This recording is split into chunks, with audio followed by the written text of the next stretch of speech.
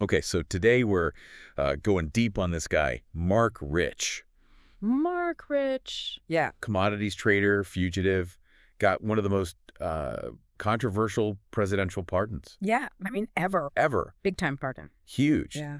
So the big question is, was he just a brilliant, maybe flawed visionary, or was he straight up a criminal? Yeah. Was he who just was he a straight up crook, or was he just working the system? Right. Yeah. I think that's what's so interesting about this. I mean, he gets into how much could you the gray area Sure. of international finance and the power. It's not power. How far does power actually reach? Right. But to really understand him, we got to start from the beginning. Okay. So he's born in 1934. Okay. And his family actually fled Nazi-occupied Belgium. Oh, wow. And they ended up in the U.S.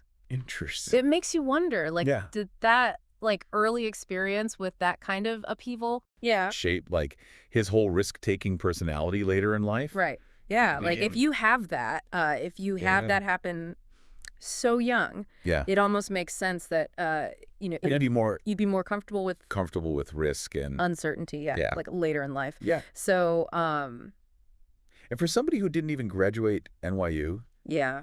his rise in the commodities world was it was incredibly fast.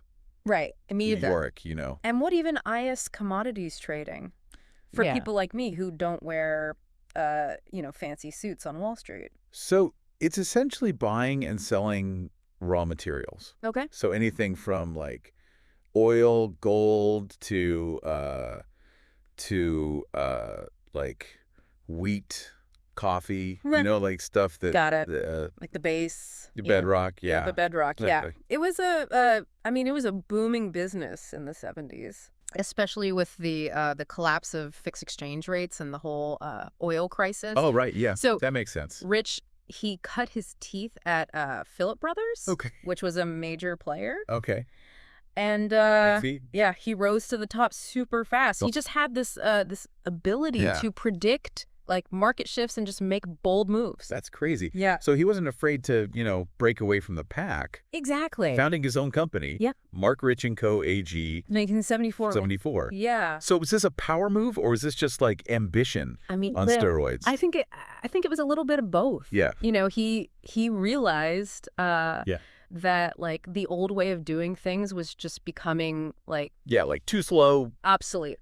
Yeah. He wanted more freedom, more control. Right. And Switzerland. Switzerland was the perfect place. Yeah. I mean, less stringent regulations. Right. Yeah.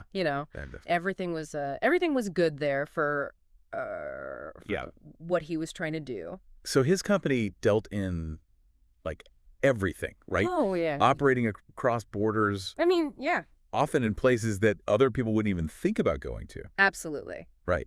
Absolutely. That's where things get. Yeah, that's where really interesting, right? It starts to get a little, a little this whole do business with anyone, anywhere approach. Yeah. It's like he was playing a high stakes game of global chess. Global chess. Yeah. But and the rules didn't apply. The rules didn't apply to him, right? Exactly. So if you think about the 1970s oil crisis. Okay.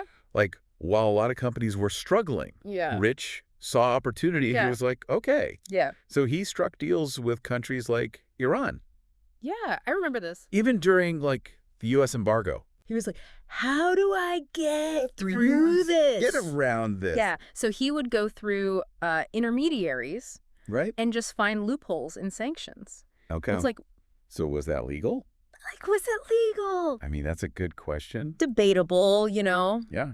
Was it profitable? I guess so, right? Oh, yeah. If you can get away with it. Hugely. Yeah. He made a fortune by buying low, selling high when everyone else was scrambling. Right. Totally. He was already ahead of the game. Right. Yeah. But those deals, especially that one with Iran. Yeah, I mean, during the hostage crisis, that was it really raised some ethical questions. Ethical, right? And then there were the accusations that that he profited from apartheid era South Africa. Right. So didn't his company help supply oil to that regime? Yeah. Which essentially was undermining sanctions. Undermining international sanctions, yeah. Right.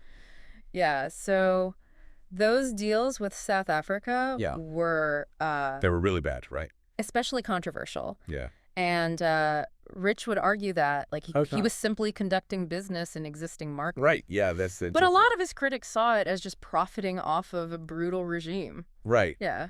I mean, it's hard to argue with that. Yeah. It's hard to argue with that. And it fueled this growing scrutiny on his business practices. People are like, what is this guy up to? Yeah, yeah. Yeah. And ultimately, that's what caught him, right? Yeah. The 1983 indictment. 83 on charges of racketeering, tax evasion, and that illegal oil trading with Iran during the hostage crisis. Right, yeah. It's almost fitting. It's kind of poetic, right? In a way. That the man who always seemed to be one step ahead ends up on the FBI's most wanted list. Yeah. Huge fall from grace. Yeah. That's crazy. And his escape to Switzerland. Yeah, that's nuts. Right before the indictment. Just adds to the whole drama. Right. Yeah. Living this life of luxury while technically a fugitive. Yeah. I'm picturing like a Bond villain lair in the Alps surrounded by gold bars. Yeah. But let's talk about the pardon from President Clinton. Yeah, that was in 2001. That was wild. Caused a political earthquake. Yeah. Right. People were calling it, a humanitarian act. Yeah. Others or straight up outright corruption. Yeah. So what's your take? So a pardon remains one of the most debated presidential decisions. Oh, totally. Clinton argued that the charges against Rich were just overblown. Okay. That it was more of a tax dispute than a criminal case. Okay. But the timing. Yeah. On his last day in office. Last day, coupled with Denise Rich's political donations, it just added fuel to the fire. Yeah, it makes it look really bad, right? Yeah. Yeah. The public was divided. Yeah, bad. And it definitely cast a shadow over Clinton's whole legacy. Oh, yeah. Yeah.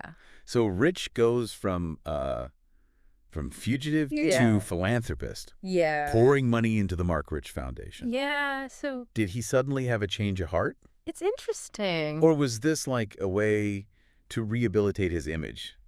I mean, that's a question that people are still debating, Right. He certainly became more involved in charitable giving, supporting causes ranging from education to medical research, particularly in Israel. Yeah. Some cynics might see it as just a PR move. Yeah. But his foundation definitely did have a tangible impact. Right. Yeah. Sure. And in 2013, he dies in Switzerland. It's like poetic that he ended up back where his empire began. Right back where he started. Right. Yeah. Yes. So this whole story. The risk-taking, the rule-bending, the wealth, the controversy. Yeah. It's like a movie or something. It's Shakespearean. Yeah, it's Shakespearean. In its scale. Yeah. So we come back to our original question. Yeah. Was he a visionary? Visionary. Or a villain? I don't think there's a simple answer to that. Right. I think Marc Rich was a product of his time. Yeah.